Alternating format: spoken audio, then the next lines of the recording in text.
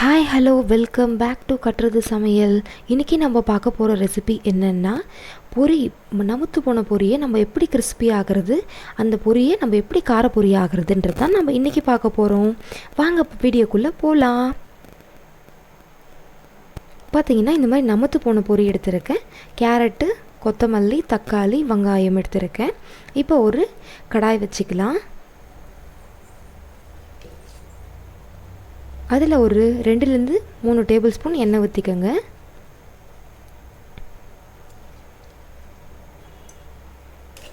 எப்பயுமே சிம்மில் வச்சுட்டு பண்ணுங்கள்.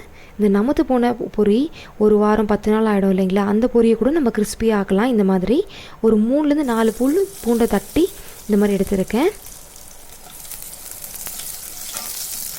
அதையும் இதில் சேர்த்து நல்லா இந்த மாதிரி ஃப்ரை பண்ணிவிடுங்க.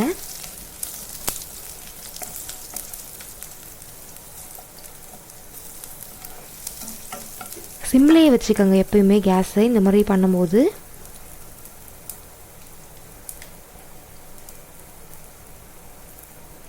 இப்போ ஒரு 3/4 டேபிள் ஸ்பூன் மஞ்சள்தூள் எடுத்துருக்கேன்.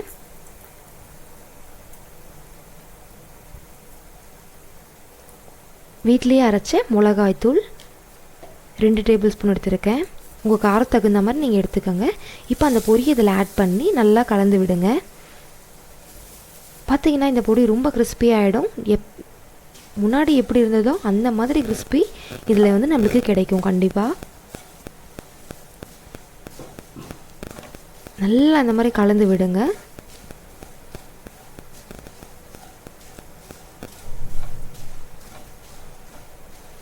கடையில் வாங்கி சாப்பிட்ற காரப்பொரி மாதிரியே நம்ம இந்த மாதிரி வீட்லேயே செய்யலாம்.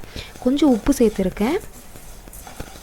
உப்பு சேர்த்து பார்த்திங்கன்னா இந்த மாதிரி நல்லா கலந்து விடுங்க.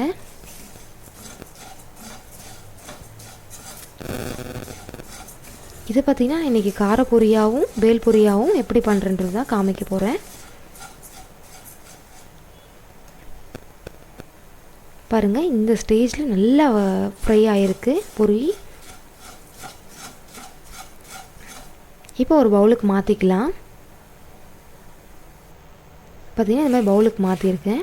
பாருங்கள், நல்லா கிறிஸ்பி ஆகிருக்கு. நல்ல கிறிஸ்பினஸ் வந்திருக்கு.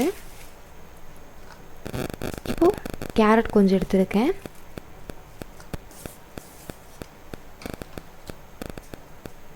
கொஞ்சம் வெங்காயம், ஒரு வெங்காயம் எடுத்துருக்கேன்.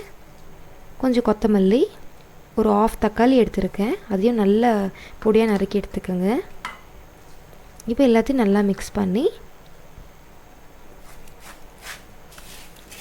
ரொம்ப டேஸ்ட்டாக இருக்கும். கண்டிப்பாக ட்ரை பண்ணி பாருங்கள். நமுத்து போன பொரியில் இந்த மாதிரி நம்ம செய்யலாம்.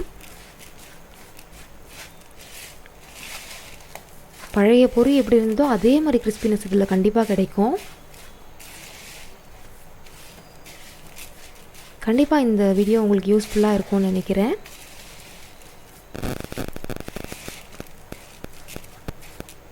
பிடிச்சிருந்தா லைக் பண்ணுங்கள், கமெண்ட் பண்ணுங்கள், ஷேர் பண்ணுங்கள்.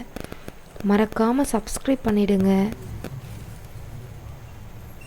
சூப்பரான பொரி, வேல் பூரி ரெடி ஆகிடுச்சு. காரப்பொரி. Thank you so much, friends.